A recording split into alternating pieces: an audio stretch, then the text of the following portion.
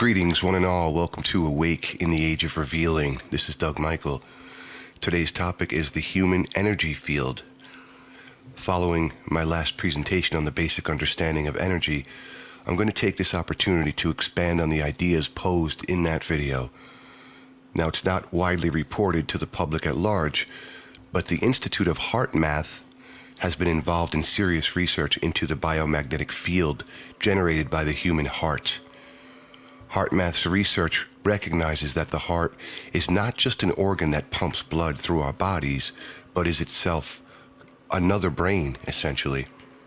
The Heart Math Institute is using sound scientific methodology in its research with the advancement of technological instrumentation to measure this biomagnetic field that every human being emits.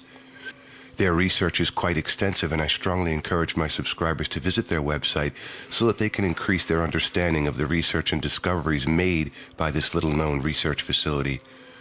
I say little known because it has not really been brought into mainstream public awareness for reasons I can only conjecture. There are many people on their own spirit quest to have been led to the research by Heart Math. What the researchers have learned is that the heart mind is similar to the brain, receiving intuitive information through this biomagnetic field that sends ascending information to the brain in our heads for interpretation. In reference to this heart-brain interface, Heart Math research reveals, traditionally, the study of communication pathways between the head and heart has been approached from a rather one-sided perspective, with scientists focusing primarily on the heart's response to the brain's commands. We have learned, however, that communication between the heart and brain actually is a dynamic, ongoing, two-way dialogue, with each organ continuously influencing the other's function. Research has shown that the heart communicates to the brain in four major ways: neurologically, biochemically, biophysically, and energetically. Communication along all these conduits significantly affects the brain's activity. Moreover, our research shows that messages the heart sends to the brain also can affect performance. The research at Heart Math Institute is extensive, so I can only give a snapshot of what their research is uncovering in regard to the energetic biomagnetic field emitted by the heart. In essence, they've discovered that this biomagnetic heart field serves as sort of an intuitive center that receives energies through this biomagnetic field when we interact with others.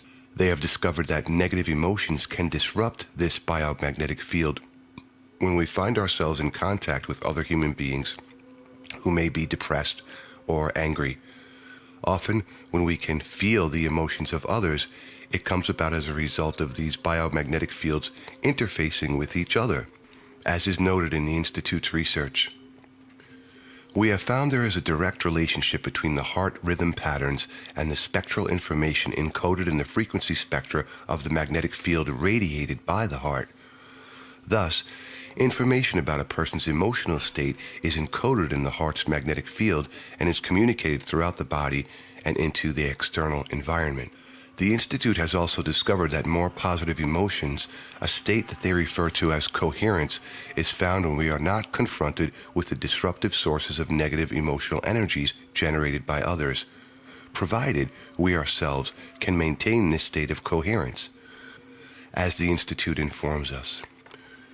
This suggests that when a person is in a physiologically coherent state, he or she exhibits greater sensitivity in registering the electromagnetic signals and information patterns encoded in the fields radiated by others' hearts. At first glance, the data may be interpreted to mean we are more vulnerable to the potential negative influence of incoherent patterns radiated by those around us. In fact, the opposite is true. When people are able to maintain the physiological coherence mode, they are more internally stable and thus less vulnerable to being negatively affected by the fields emanating from others. It appears that increased internal stability and coherence is what allows the increased sensitivity to emerge. The Institute's research and its findings are pretty conclusive, and for those that adhere to the need for scientific verification before they can believe something, predicated on empirical methods of scientific research, HeartMath provides some pretty serious indicators of how this human biomagnetic interface functions. Here is where I take this research and seek to advance our understanding by offering some more definitive explanations about the overall meaning of their research and how it relates to the advancement of human consciousness. As I explained in my last video, using love energy as an example, I'm going to expand on that information. Humanity at this time is operating under the control of the ego. All of its impressions and interpretations of information, whether it is scientific or otherwise, is interpreted through the filter of the ego consciousness. We can see what the researchers at HeartMath have uncovered, but what they have not yet seen or understood that would explain their understanding of their discoveries is how advanced consciousness will play such a key role in their research. Every human emotion experienced by our species at this time is reactive. The ego reacts to external stimuli and then generates what we can consider to be amplified and exaggerated emotional responses. Very few, if any, humans could be considered emotionally proactive. We get angry based on some external stimulus or another. When the ego finds anything that causes it displeasure, it uses our emotions against us in order to get its own way. In many respects, we can view how the ego abuses our over-amplified emotions no different than a petulant child reacting to not getting its way.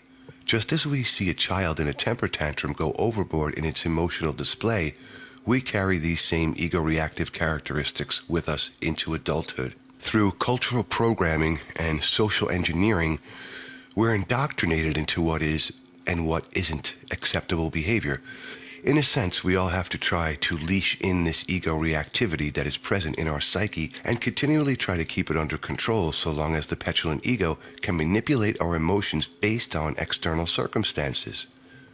Every human under control of the ego is basically a walking emotional time bomb, and we never know what we may say or do that will trigger a negative reaction in someone else.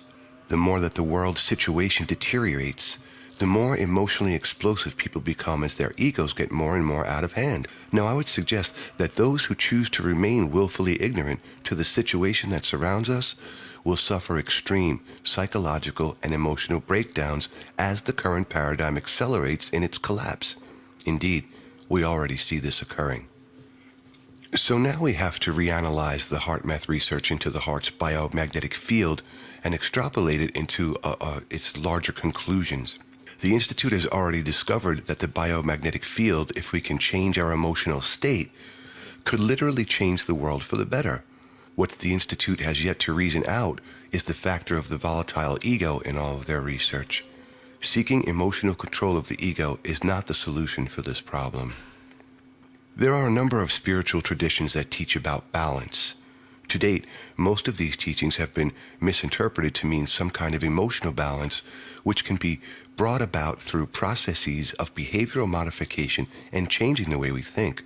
Now, this is strictly the materialist, psychological approach that those who are still operating under the ego paradigm can envision as a solution.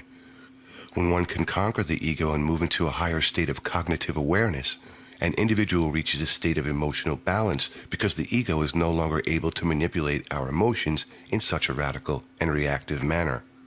This state of balance can't be attained through any type of ego-emotional processes of behavioral modification. Now, this does not mean that one must become emotionless like Spock. It simply means that the emotions no longer drag them around by the neck. The state of cognitive balance is a naturally occurring side effect of finally transcending the ego and moving past all of its means to control our psyches. And this particularly includes how the ego abuses our emotions to keep our consciousness enslaved to its own designs. As I explained in the last video, what we know as love is but a cheap imitation of the real thing. In like kind, every emotion that humans exhibit at this time is equally a cheap imitation of the ego. Our emotions are what they are, but the displays we see by people who are under control of the ego are amplified, falsified reactions of our true emotions. Emotions experienced in their truest sense are our internal guidance systems, but when the ego is piloting the ship, so to speak, the emotions rule, and oftentimes some pretty horrific things happen as a result.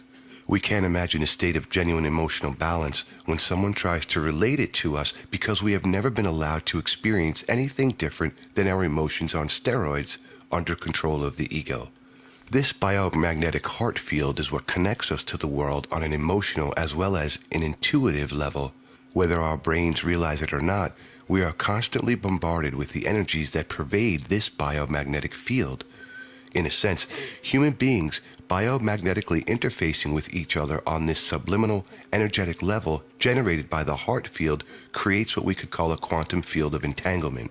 Now, the standard definition for quantum entanglement, this is the Wikipedia definition. So just basically standard, definition. Quantum entanglement is a physical phenomenon that occurs when pairs or groups of particles are generated or interact in ways such that the quantum state of each particle cannot be described independently. Instead, a quantum state may be given for the system as a whole. The entire cosmos, on every level, is a dance of energies. When we can finally understand this quantum entanglement of the human biomagnetic field, it's not hard to realize that we are all surrounded by this energetic vortex of entangled emotional energies. If the majority of humanity lives in a state of fear or other negative emotions, their heart fields continually dump this toxic emotional trash into the collective planetary biomagnetic environment, and because we are all in a sense operating within this energetic field, we also pick up these negative emotional frequencies through our own heart field. As a species, we have yet to realize the damage we are doing to ourselves and our planet by continually emitting these toxic emotions into the energetic atmosphere in which we all live. For all intents and purposes, from an energetic perspective, based on sound research by the Heart Math Institute and the facts they present, the emotional energies our species emits is a cesspool. Now, if I were part of an alien race who understood the workings of energy, I wouldn't set foot on this planet because it would be like wading through energetic shit. Recapping part of a previous quote, when people are able to maintain the physiological coherence mode, they are more internally stable and thus less vulnerable to being negatively affected by the fields emanating from others. It appears that increased internal stability and coherence is what allows the increased sensitivity to emerge. This observation is extremely relevant when we can move into understanding energy more and learning how to advance our consciousness and thus our emotional stability to reach a frequency that elevates us above this entangled field of toxic garbage. In this regard, the world saturated by these energies can be transcended as our consciousness advances and we can reach that permanent state of energetic coherence. Imagine this with an allegory of a rock in a river. The rock doesn't stop the flow of the river, but the flow does have to move around the rock. When we can elevate our consciousness, we become like that rock. The flow of these negative energies emitted by toxic human emotions has to move around us. This may be a simplistic example, but I think it makes the point. In like kind, when we stack up more rocks, we can alter the course of the river if enough people desire, dam it up altogether. In reference to what I have been presenting through my videos in regard to the new paradigm, we have to realize that just as low-frequency energies presently govern this quantum field, as our consciousness shifts, we start infusing our higher-level energies into this field as well. We become the rock in the river, but we are also individual energetic transmitters through our own biomagnetic field interactions with others. As more humans move into a higher vibrational state of cognitive awareness, more of these higher vibrational energies get sort of rubbed off on others as our heart field interacts with theirs. They may not be any more consciously aware of this energetic exchange than they presently are, but this does not mean that this energetic exchange is occurring on an intuitive, energetic level, as the heart math research bears out. Not everyone is going to respond to this invitation to create a new paradigm. But by introducing these energies into the collective whole, they are going to serve as a type of intuitive notice to some people who may eventually be guided into discovering this new energetic paradigm through their own choosing. As my presentations have been informing my listeners and subscribers about humanity being at a crossroad for our advancement as a species, When we understand the interactive nature of this human biomagnetic field, then we can start to unravel what may seem mysterious and incomprehensible in the new paradigm books. There are those on this planet who have a keen desire to find a new and better way for the human race to live as a species. The more people have the desire to participate in the new paradigm, the more their own energies contribute to the overall biomagnetic field, which creates a new and different quantum field of entanglement outside the present low vibration paradigm of fear and limitation. We only need to look at the heart math research to see and understand how such a shift in consciousness is not only possible, but scientifically plausible. With all of this information in hand, let's take a look at a passage from Embracing the Rainbow and see what understanding we can now gain from this quote. This process will require that individuals separate themselves from those refusing to change their perceptions and to align themselves with others who are willing to make this change. When lives begin to change as a result of accepting and using personal responsibility through the application of the universal laws, those previously unwilling to change will again choose to follow suit or not. Remember that free will is the loose cannon of the third dimension, and that freedom to choose is made by all, whether they admit it or not. Now that we understand how humans interface on an intuitive and emotional level through the heart's biomagnetic field, and how this energetic quantum field of entanglement holds our consciousness within its current boundaries, we finally arrive at the logical solution about how this shift in consciousness is going to occur. When Embracing the Rainbow instructs us that those who choose the new paradigm for human consciousness can create a new reality, we can finally see how this is going to come about. On one hand, we have the current system of a low vibration quantum field of interacting energies, and on the other, we are on the threshold of creating a new human quantum energetic field separate from the present paradigm of fear. As these profound books instruct us, we have to separate ourselves from those who are unwilling to choose this option and leave them to their own choices in the old energetic paradigm as it crumbles in upon itself with all of its destructive tendencies. It is a parting of the ways. The more people who can not only catch this vision for a new paradigm for humanity, but can understand how such a thing can take place based on sound scientific research, then what seemed impossible to us before is now completely possible. It only requires the choice of which energetic paradigm you are drawn to as to which energetic quantum field you feed and live within. Many out of fear, ignorance, or lack of care will remain within the crumbling current system because they cannot envision anything larger than the limiting thoughts of the tiny ego box. The field of energy for the new paradigm has already been created. The door is open to step into that paradigm, and every individual that chooses this option only lends strength to the new energetic field for advanced human consciousness. If you choose to step into this new energetic paradigm, in time, you're going to have to let go of the energetic ties that bind you to the old system, and that means that those who do not make this choice are to be left behind to fend for themselves. One cannot serve two masters, and making the choice of which of these two roads you choose to travel is the same principle. You choose to be either in or out. You feed the system that feeds you, or you feed the system that preys on your consciousness. The choice is yours. We cannot change those who do not choose to change themselves. Whichever road any individual decides to travel, the matter is solely predicated on their own free will and choices. This video has not only shown the way that this shift to a new human paradigm is possible, it gives even the naysayers a scientific grounding for understanding how such a seemingly mystical or unimaginable occurrence can come about. You are standing at the crossroads of human evolution. This video has illustrated the point of separation on that road and illuminated the choice that we each have before us. It may seem harsh or severe, but the situation is what it is. You only have to decide which road you want to travel. You can either continue to put your focus and energies into the old energetic quantum field of fear, or you can start focusing on a new paradigm that everyone who chooses to serves to magnify the quantum field of the new paradigm as a builder for a better and saner humanity. For those subscribers who are wise enough to read these new paradigm books and wonder how such a seemingly impossible feat can be accomplished, I think the explanations in this video illustrate exactly how it will be done. Ladies and gentlemen, I extend my gratitude to any and all who take the time to search for the truth with an open mind. Thank you very much for listening to Awake in the Age of Revealing. This is Doug Michael. Until next time, walk in peace.